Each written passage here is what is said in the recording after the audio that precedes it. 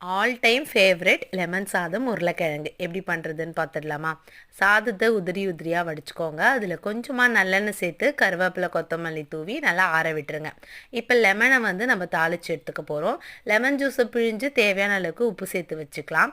கடாயில் எண்ணெய் சேர்த்துக்கோங்க. நல்லெண்ணெய் சேர்த்தா டேஸ்ட்டாக இருக்கும். நல்லெண்ணெய் சேர்த்துட்டு கடுகு, சீரகம், வெந்தயம், கடலைப்பருப்பு, வேர்க்கடலை, பெருங்காயத்தூள், மஞ்சள் தூள், காரத்துக்கு காஞ்ச மிளகா, பச்சை மிளகா, கொஞ்சமாக இஞ்சி இதெல்லாம் எல்லாத்தையும் சேர்த்துட்டு கடைசியாக நம்ம புழிஞ்சு வச்சுருக்க லெமனை ஆட் பண்ணி ஸ்டவ் ஆஃப் பண்ணிவிடுங்க. இதை சாதத்தோடு நம்ம கிளறி அப்படியே தனியாக வச்சிடலாம். இப்போ உருளைக்கிழங்கு வறுவல் எப்படி பண்ணுறதுன்னு பார்த்துக்கலாம்.